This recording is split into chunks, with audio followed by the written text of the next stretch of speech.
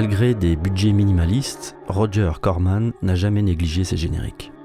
Réalisés avec 3 francs 6 sous, ses entrées en matière, comme ici celle du Dr X en 1963, entendent malgré tout en donner pour leur argent au public, en allant souvent plus loin visuellement que les plus grosses productions de leur époque, mais sans jamais les copier directement, en apportant un ton tout à fait autre et décalé, et des sujets souvent tabous. Tel David contre Goliath, la petite boutique de Roger Corman fait vite école dans l'art des génériques et inspire plusieurs générations d'artistes et de cinégraphistes. Né à Détroit en 1926, diplômé comme ingénieur à la prestigieuse université de Stanford, le jeune Roger change brusquement de direction, étudie la littérature à Oxford, puis se ferait un chemin dans le cinéma. Non crédité à ses débuts pour son travail, il se venge de ce faux départ en portant son nom définitivement au générique des films. Il soigne désormais ses prologues comme on soigne sa droite.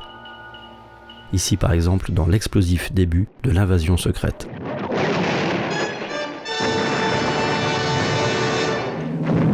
Des années avant l'Apocalypse selon Francis Coppola, ex-apprenti de Roger Corman, le maître de la série B ouvre régulièrement ses films par la fin.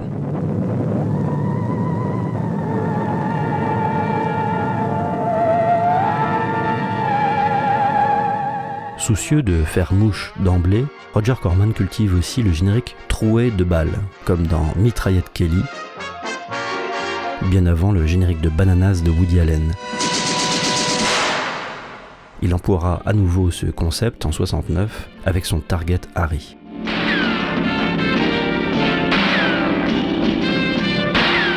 On retient volontiers chez Roger Corman ses génériques dessinés, vaguement animés,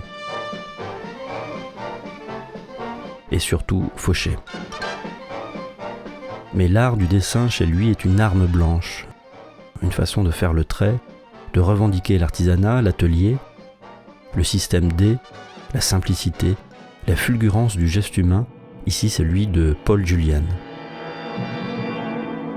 Roger Corman fait en effet appel à d'excellents graphistes, dont Bill Martin pour la plupart de ses génériques, notamment l'ouverture génésiaque de Teenage Caveman.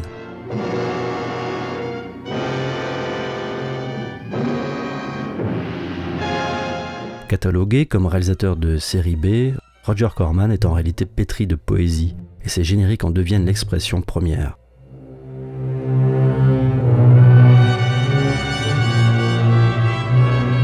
Revoyez par exemple l'ouverture de La Malédiction d'Arkham en 1963, conçue, tissée, cousue par Armand Acosta. Ces multiples relectures de l'œuvre d'Edgar Allan Poe font presque du célèbre écrivain un collaborateur attitré de Corman, avec l'aide de Richard Matheson et de Vincent Price. Leur aura n'ont d'égal que leur ambiguïté, leur charme singulier, avec une fascination incarnée pour le conte écrit et oral. Les titres de Roger Corman ne manquent pas eux-mêmes d'une certaine poésie. Il est d'ailleurs probablement le seul cinéaste vivant à avoir autant employé le mot femme dans ses titres de films.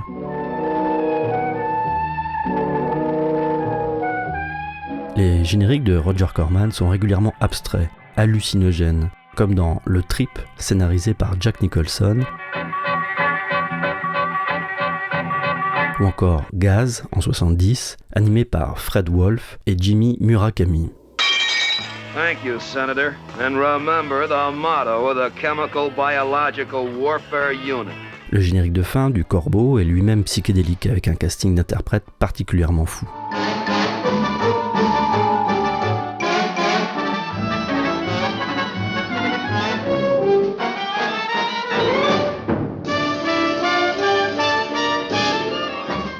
Bien avant Easy Rider, Corman lance Peter Fonda sur la route dans Les Anges Sauvages et s'inscrit dans la jeunesse rebelle et la libération des 60s, quand la série B devient en quelque sorte avant-garde.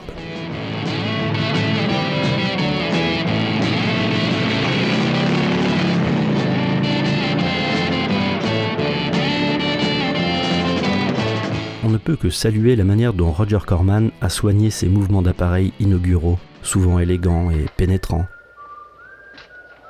Comme ici dans L'Enterré vivant en 1962, dont dont le générique influencera largement un Tim Burton par exemple.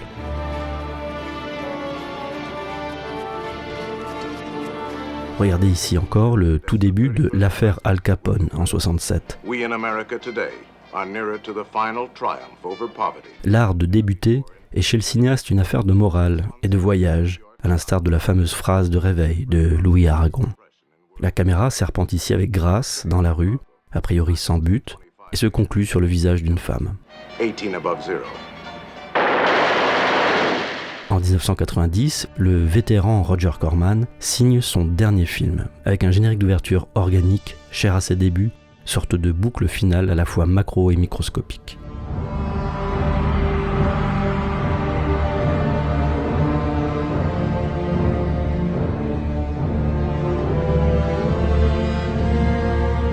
Comme un dernier aveu, il fait finalement sien le mythe littéraire de Mary Shelley, basé comme dans la Fabric Factory de Roger Corman, sur l'hybridation de bouts de ficelle, les limites du monstre humain et l'immortalité.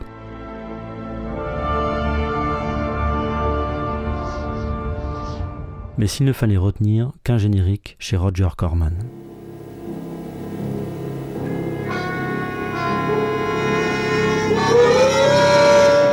Ce générique d'ouverture de 1957, réalisé par Bill Martin, devrait inspirer nombre de productions actuelles.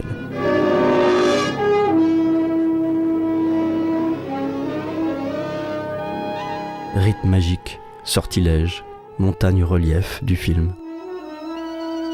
Ingénieur ingénieux, contrebandier érudit, dénicheur de talent, Roger Corman croit tellement au commencement qu'il fut celui qui permit à une multitude d'artistes de faire leur début grâce à lui.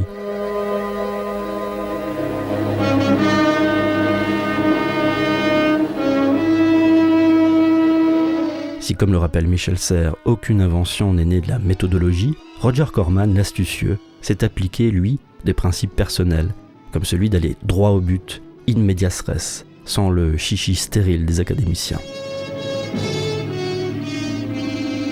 Il rejoindrait presque en ce sens un Robert Bresson pour qui créer n'est pas ajouter mais retrancher. Roger Corman, l'économe, à l'âme aussi austère que rock'n'roll, aura ainsi prouvé que le générique, si petit et court soit-il, n'est pas un luxe ni un gadget superflu, mais une forme de liberté de respect pour tous et une nécessité pour la motricité, la poésie et la dignité des films. Small is beautiful.